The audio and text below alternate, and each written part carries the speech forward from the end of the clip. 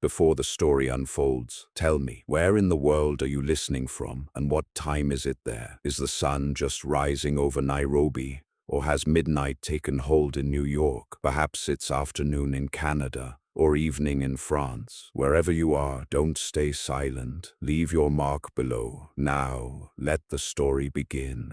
Smoke curled black against a bleeding orange sky over Solace Ridge Ranch. Cassius Thorne stood between two burning fence posts, his boots sinking into ash-soft dirt. A 9-year-old girl, gripping his sleeve so tight her knuckles turned white. Dutch Calloway sat his horse 20 feet away, rifle resting easy across his lap, smiling like a man enjoying a Sunday supper. "Take the girl," Calloway said, voice calm as creek water, "or leave with the ranch still standing. Not both, Drifter. Choose." Voss did not cry. She stared up at Cassius with eyes that had already learned not to beg. Behind her, the barn's roof groaned and folded inward, sending sparks spiraling into the darkening air like a swarm of dying fireflies. Cassius felt the weight of every board Voss had ever hammered into that barn, every year of labor soaked into that soil. He had signed on for wages, nothing more. He owed this family nothing but a season's work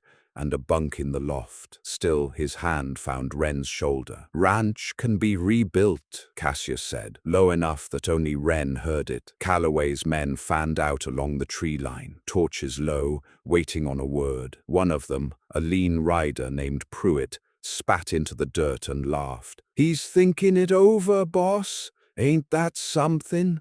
A hired hand playing hero for another man's blood?" Cassius did not answer him. He kept his eyes on Calloway, measuring the distance between decision and disaster, feeling Wren's small pulse hammering through her wrist against his palm. The wind shifted, throwing embers across the yard, and somewhere behind the smoke, a horse screamed as its stall caught fire. Calloway raised 2 fingers, a signal, and the torches dipped toward the ranch house eaves. "Last chance, Thorne," he called out, almost gentle, almost sorry. "House goes up in 10 seconds, whether you run or stay." Wren's fingers dug into Cassius's forearm, like she already knew what he would choose, like some part of her had always known, long before this night, that he was the kind of man who chose people over property. Cassius scooped her up in one motion, her thin legs wrapping around his hip, and turned his back on Solace Ridge Ranch. Behind him, glass shattered from heat, and the porch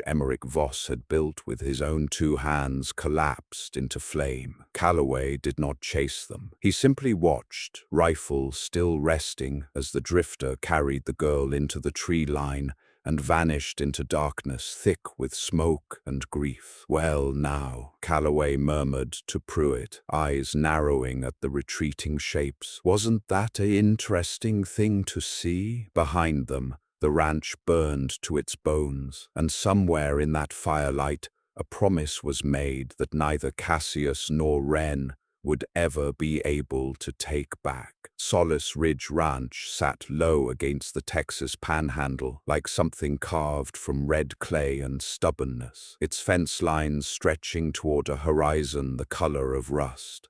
Voss ran cattle there with the tired discipline of a man who had buried a wife and refused to bury anything else. He hired Cassius Thorne on a gray morning in early autumn, sizing him up the way a rancher sizes up unbroken horses, suspicious, watchful, unwilling to trust too quickly. "You'll muck stalls, mend fence, and keep your opinions to yourself," Emmerich said. Cassius only nodded, and that silence was the first thing Emmerich respected about him. Wren noticed the new hand before her father did any real trusting. She was small for 9, quick-footed, with a habit of appearing in doorways without a sound. She watched Cassius work the split-rail fence for 3 days straight before she finally spoke to him, holding out a jar of well water like an offering. "Pa says you don't talk much," she said. Cassius took the jar, drank slow, and answered, "Talkin' don't fix fence." Wren decided right then that she liked him, in the plain and unshakable way children decide such things, without needing a single good reason beyond instinct. Word of the Ashwood gang reached Solace Ridge through a traveling peddler named Otis Renfro, who arrived pale and rattled from a raid 3 counties east. He spoke of Dutch Calloway in hushed tones, describing a man who burned ranches not for money but for old grudges, settling debts that dated back to a war most folks wanted to forget. Emmerich's jaw tightened at the mention of Calloway's name, and he sent Renfro on his way with extra provisions and a warning to keep moving south. That night,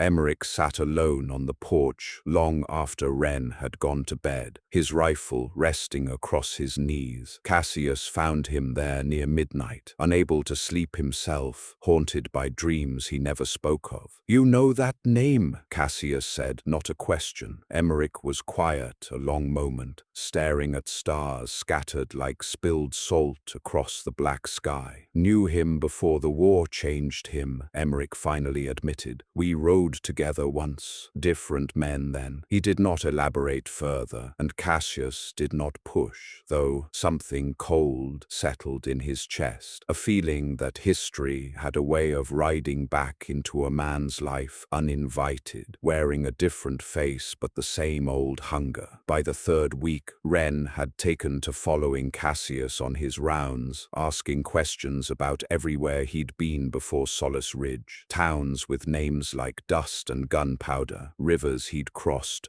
horses he'd loved and lost. Cassius answered carefully, giving her true pieces without the darker edges. Emmerich watched this growing bond from a distance, torn between gratitude that his daughter had found comfort and worry that comfort built on a stranger might not survive whatever was riding toward them from the east. He said nothing yet, but he began sleeping with his rifle closer, and he began, without quite admitting it to himself, watching the horizon like a man waiting for a storm he already knew was coming. Before he became a name that emptied towns, Dutch Calloway had been a cavalry scout riding beside a younger, harder-eyed Emmerich Voss through country neither of them cared to name aloud anymore. They had shared water, shared watch duty, shared a night in a Comanche County jail cell after a bar fight neither remembered starting. War does strange things to friendship, though.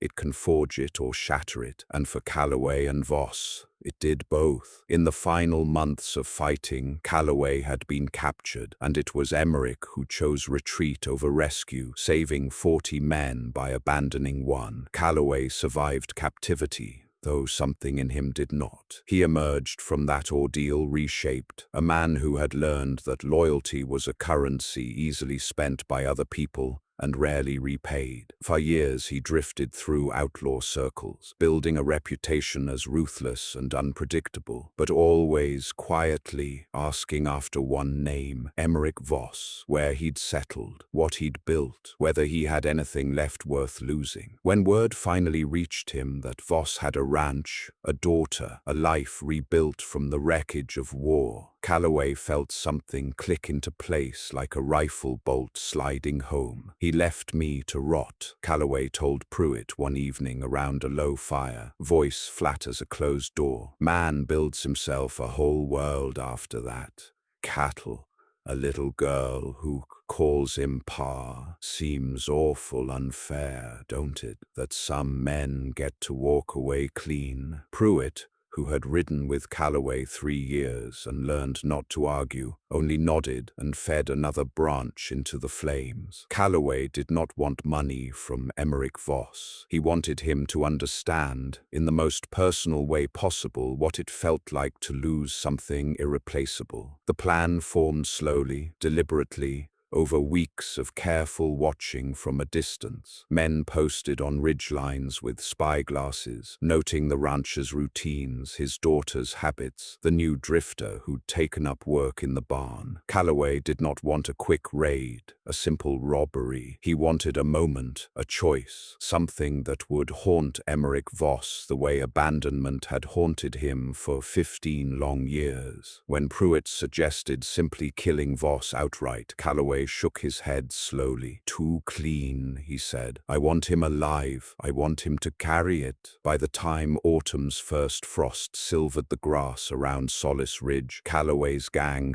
had drawn close enough to smell wood smoke from the ranch house chimney most evenings. He watched Wren Voss from a hillside once, small and bright-haired, chasing a dog across the yard in the last light of day, laughing at something only she could hear. For one strange moment, something almost like hesitation moved through him. Then he remembered the cavalry cell, the empty promise of rescue that never came, and the hesitation hardened back into resolve. Whatever happened next, he told himself, Emmerich Voss had chosen this path 15 years ago. Calloway was simply riding it to its end. 3 nights before the fire, Wren Voss could not sleep, restless with a feeling she couldn't name, the way children sometimes sense trouble before adults admit it exists. She crept down the hallway toward the kitchen for water and found her father and Cassius speaking low at the table, a lantern casting long shadows across worried faces. She stopped just outside the doorway, hidden by darkness, and listened to words that made her stomach twist with a fear too large for her small frame. "Calloway's close," Emmerich was saying. "Closer than close. I feel it in my bones." "You think he wants money?" Cassius said. It wasn't a question. Emmerich shook his head slowly, staring into the lantern flame like it held answers. "Money's not what a man like that wants after 15 years of stewing. He wants to take something I can't buy back." Wren pressed her hand over her mouth, understanding enough of grown-up fear to know it was different from her own small worries, deeper and older. She thought of the dog she'd chased that afternoon, the hillside where she'd sworn she'd seen sunlight catch on something metal, watching. Cassius asked the question Emmerich had been avoiding. "What did you do to him?"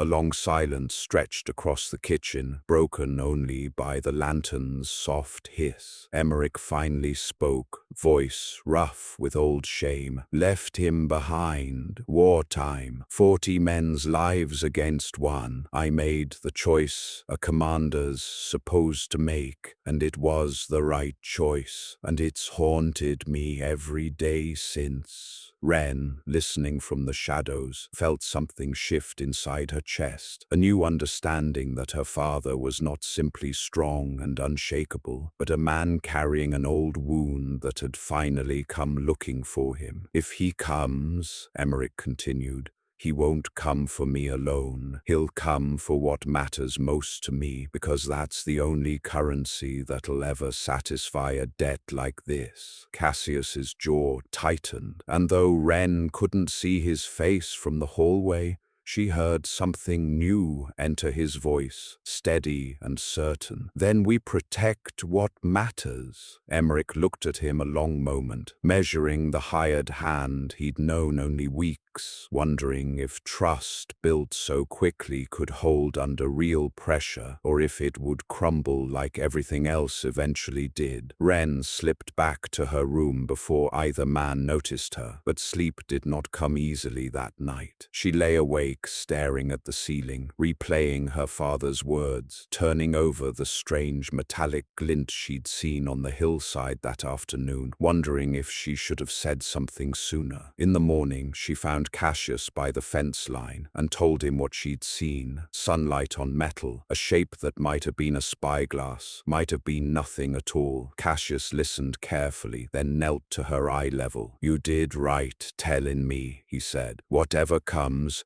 I ain't letting anything happen to you. Understand?" Wren nodded, and something inside her, some small, frightened part, finally settled. The attack came at dusk, timed for the hour when shadows grow long and confusion grows easy. Riders poured down from the ridge in a wave of dust and torchlight, and Emmerich Voss barely had time to grab his rifle before the first shots cracked across the yard. Cassius pulled Wren from the porch steps and pressed her against the well's stone wall, shielding her small body with his own as bullets chewed splinters from the fence posts nearby. "Stay down," he told her, voice steady despite his racing heart, and Wren obeyed, pressing her face into his shoulder, breathing in smoke and fear together. Emmerich fought like a man who had been waiting 15 years for this exact night, dropping 2 riders before Pruitt's bullet caught him in the shoulder and sent him sprawling into the dirt. Calloway rode into the yard slow and unhurried, watching the chaos he'd orchestrated unfold with something close to satisfaction. He dismounted beside the fallen rancher, crouching to look him in the eye one final time. 15 years, Emmerich, he said quietly, almost gently. 15 years I thought about this moment, and now it's finally here. Emmerich, bleeding and breathless, could only stare up at the man he'd once called brother. "Take him," Calloway ordered his men, and 2 riders dragged Emmerich toward a waiting horse, binding his wrists with practiced cruelty. From behind the well, Wren watched her father disappear into the smoke-choked darkness, and a sound tore from her throat that Cassius muffled against his chest, understanding that a scream now would only bring more danger down upon them both. Calloway turned his attention toward the well then, toward the hired hand, and the girl he knew was hiding there, having watched this ranch long enough to know exactly where a frightened child might run. That was when Calloway made his offer, riding close enough that his shadow fell across the well's stone lip, torchlight flickering behind him like something out of a nightmare. "Take the girl," he said, "or leave with the ranch still standing." The words hung in smoke-thick air, and Cassius understood instantly that this was never truly about the ranch at all. Calloway wanted to watch a man choose, wanted to relive his own abandonment through someone else's decision. Cassius felt Wren trembling against him, and knew, with sudden and complete clarity, exactly what kind of man he intended to be tonight. He chose her. He had already chosen her, really, from the moment he'd shielded her against the well wall, and everything that followed was simply the world catching up to a decision his heart had made instinctively. As he carried Wren into the tree line, the ranch house collapsed behind them in a final roar of flame and falling timber, and somewhere in the smoke, Emmerich Voss was being carried away on the back of a stranger's horse, alive but a captive of the very past he'd spent 15 years trying desperately to outrun. News of the fire reached the town of Redwater Crossing by morning, carried by a ranch hand who'd fled at first gunfire and hidden in the scrub until dawn. By noon, half the town had ridden out to see the smoking ruins of Solace Ridge Ranch, and by evening whispers had already begun twisting the story into something uglier. Someone claimed Cassius Thorne had fled with the girl and abandoned Emmerich Voss to die. Someone else insisted the hired hand had been working with Calloway's gang all along, given how conveniently he'd disappeared with the only thing worth saving. Cassius brought Wren into Redwater Crossing at first light, exhausted, soot-streaked, carrying a girl who hadn't spoken a single word since the fire. The town's reaction was not the relief he'd expected, but suspicion sharp as broken glass. Sheriff Ambrose Hale met them at the edge of town, rifle not quite raised but not quite lowered either. "Ranch is gone," Hale said, eyes narrow. "Voss is gone, and you're standing here with his daughter, safe as Sunday. Folks are gonna have questions, Thorne, and I ain't sure I got good answers for 'em myself." Cassius explained what happened, plain and unembellished, but grief-stricken townsfolk searching for someone to blame found his calm unsettling rather than reassuring. Widow Castellane, who ran the boarding house, refused him a room outright. "A real man dies defendin' what's his," she said coldly. "You just walked off into the trees." Cassius did not argue. He understood that explaining the impossible calculus of that moment, a life against property, a child against wood and stone, was a conversation this grieving town wasn't ready to have, not with wounds still this fresh and raw. Wren finally spoke that evening, her voice small but fierce, silencing a room full of doubting adults gathered at the boarding house porch. "He saved me," she said. "Pa would have wanted that. Pa would have chose me too." The words landed heavy in the gathering dusk, and though some faces softened, others remained hard with suspicion that no child's loyalty could fully erase. Sheriff Hale studied Cassius a long moment, weighing instinct against rumor, before finally speaking. "I ain't arrestin' you, Thorne, but I ain't vouchin' for you either. Not till we know what happened to Emmerich."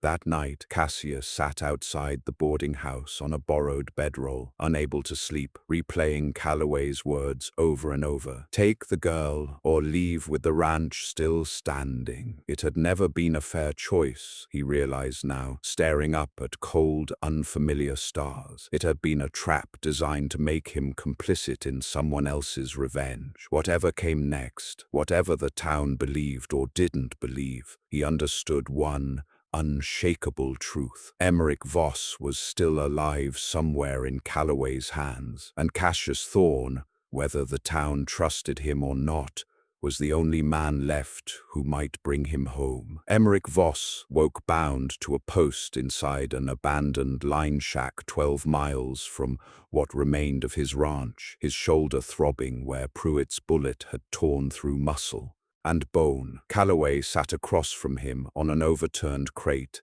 cleaning a revolver with slow, deliberate care, as though they had all the time in the world. "You look older," Calloway said conversationally. "War does that. Betrayal does that too, I reckon." Emmerich said nothing, saving his strength, watching the man he'd once trusted with his life move through the shack like a stranger wearing familiar skin. "I built something after the war," Emmerich finally rasped. "You could have built something too, Dutch. Instead, you spent 15 years planning this." Calloway's hands stilled on the revolver, and something flickered across his weathered face. Not quite regret, but something adjacent to it, quickly smothered. "You left me in that cell," he said, voice low and hard. 40 men's lives, you said. Good arithmetic for a commander. Didn't feel like good arithmetic from where I was sitting, chained to a wall, waiting on a rescue that never came." Emmerich closed his eyes,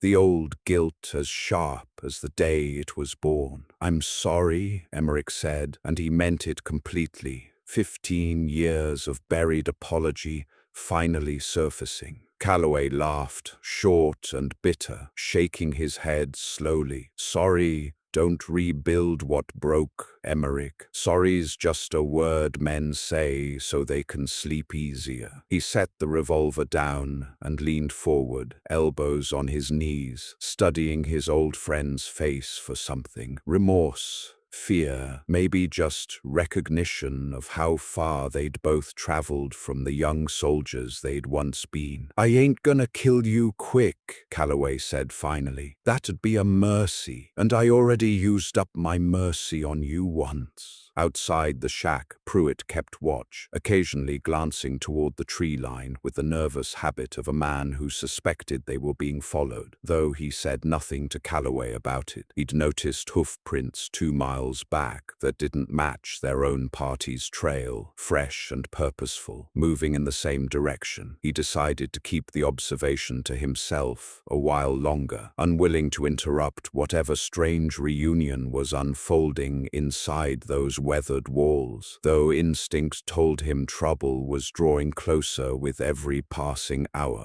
Inside, Calloway rose and walked to the shack's single window, staring out at gray afternoon light filtering through dust motes. "Your daughter's alive," he said without turning around. "Your hired hand chose her over your ranch, which I suppose says something good about him, even if it says nothing good about the world." Emmerich's head snapped up at this. Hope and fear tangled together in his chest. "She's alive," he whispered, testing the words like a prayer he'd been afraid to speak aloud. Calloway finally turned back to face him, expression unreadable. "For now," he said, "what happens next depends entirely on you." Cassius left Wren in the reluctant care of Widow Castellane, and rode out at dawn, following the trail Wren herself had helped him piece together, the hillside glint she'd spotted, the direction Calloway's men had ridden after the fire, fragments of memory a frightened child had somehow managed to hold on to with remarkable clarity. Sheriff Hale, against his own better judgment,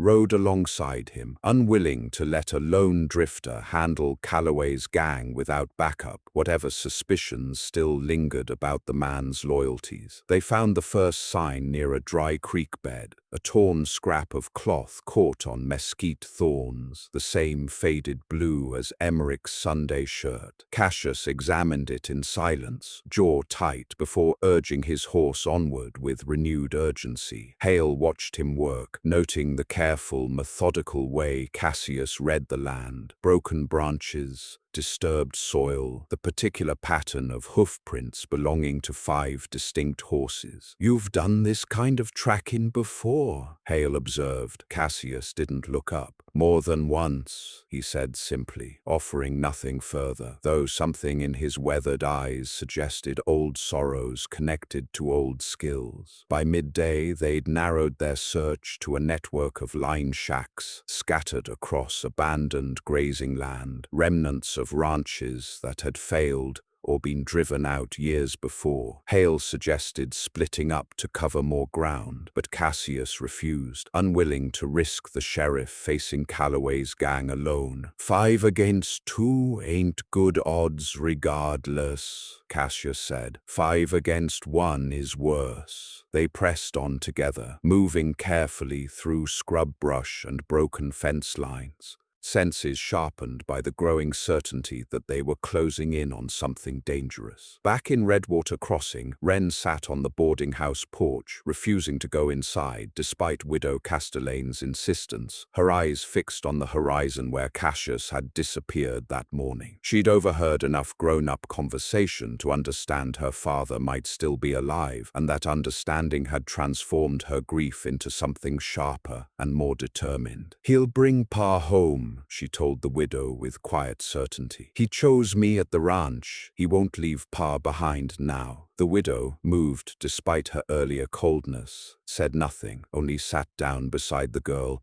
and waited with her. As afternoon shadows lengthened, Cassius and Hale spotted smoke rising from a shack tucked into a shallow ravine, thin and controlled, the kind of smoke made by men trying not to draw attention. Cassius reined in his horse, studying the terrain with narrowed eyes, calculating angles of approach, escape routes, the likely positions of armed men inside. "That's the place," he said quietly. Hale checked his rifle, nodding grimly. "Then I reckon we best figure out how 2 men take back what 5 men stole," he said, and together they began working their way carefully down into the ravine as daylight began its slow fade toward dusk. Twilight settled over Widow's Ravine like a held breath as Cassius and Sheriff Hale crept toward the line shack, moving low through brush that scratched at their arms and clothes. Pruitt spotted them first, a shape breaking from shadow near the shack's south wall, and shouted a warning that shattered the evening's fragile quiet. Gunfire erupted immediately, and Cassius dove behind a rain shotgun barrel as bullets splintered wood inches from his head, while Hale returned fire from a rocky outcrop, forcing two of Calloway's men to scramble for cover. Inside the shack, Calloway heard the chaos erupt and moved swiftly to the window, revolver drawn, his eyes hard with calculation rather than fear. "Seems your hired man found us faster than expected," he said to Emmerich, still bound to the post, blood dried dark across his shoulder. Emmerich strained against his ropes, desperate hope warring with dread. "Let him take Wren somewhere safe, Dutch," Emmerich pleaded. "This is between you and me. It always was." Calloway's jaw tightened, old fury and older grief both flickering across his weathered features. Outside, Cassius fought his way closer to the shack door, dropping one gang member with a well-placed shot, while Hale pinned down another from higher ground. Pruitt, seeing the tide turning against them, made a desperate break toward the horses, but Hale's bullet caught his leg and sent him sprawling into the dirt with a howl of pain. Cassius reached the shack's door just as Calloway stepped outside to meet him, revolver raised. Both men's faces lit orange by the shack's small fire glowing through the doorway behind them. "You chose the girl," Calloway said, almost admiring despite himself. "Most men would have chosen the ranch. Property's easier to love than people. Don't ask nothing of you but upkeep." Cassius kept his own weapon steady, refusing to be drawn into conversation while Emmerich remained bound inside. "Let him go, Calloway," Cassius said. "Whatever debt you're owed, it ain't Emmerich's daughter's to pay, and it ain't mine either." Calloway studied him a long moment, something shifting behind his tired eyes. 15 years of carefully nursed hatred suddenly feeling heavier than he'd expected it to feel. "Maybe not," Calloway finally said, lowering his revolver a fraction, though not entirely. In that suspended moment, something in him seemed to recognize the exhausting weight of the vengeance he'd carried so long, the way it had hollowed him out rather than filled him. But old habits and old wounds do not release their grip easily, and just as it seemed resolution might come without further bloodshed, Emmerich wrenched free of his loosened ropes inside the shack, lunging for a dropped knife, and the ravine exploded once more into chaos, gunfire, and desperate final struggle. The gunfire ended almost as quickly as it began, and when the smoke cleared, Dutch Calloway lay against the shack's doorframe, breathing but disarmed, Emmerich's knife having found his shoulder rather than his heart, a wound meant to stop him, not kill him, the last mercy Emmerich Voss had left to give an old friend. Cassius helped the wounded rancher stand, cutting away the remaining rope, while Sheriff Hale secured Pruitt and the surviving gang members with grim efficiency. Calloway said nothing as they bound his wounds, staring instead at the darkening sky like a man finally setting down a burden he'd carried far too long. They rode back to Redwater Crossing beneath a sky scattered with stars. Emmerich, weak but alive, leaning against Cassius's shoulder for the final miles. Wren saw them coming from the boarding house porch and ran into the road without waiting for anyone's permission, throwing herself against her father with a sound that was half sob, half laughter. Relief so complete it left her trembling. Emmerich held her with his good arm, tears cutting clean tracks through the dust on his weathered face, whispering her name over and over like a prayer finally answered after 15 long years of fear. The town's suspicion toward Cassius dissolved that same night, replaced by something closer to reverence, though Cassius himself seemed uninterested in vindication, focused only on Emmerich's recovery and Wren's steady, healing laughter returning day by day. Sheriff Hale rode Calloway and his surviving men to the territorial marshal's office 3 days later, and Dutch Calloway went to trial that winter, sentenced to years behind iron bars, his 15-year vendetta finally spent, leaving him with nothing but time to consider what his hatred had actually cost him. Solace Ridge Ranch was rebuilt the following spring, planned plank by plank, with Cassius staying on not as hired hand, but as something closer to family, a bond forged in fire and impossible choices that no ordinary employment could have created. Emmerich never fully explained the old war between himself and Calloway to Wren, believing some wounds belonged only to the men who'd earned them, but he made certain his daughter understood one thing clearly. The night everything burned, Cassius Thorne had chosen her,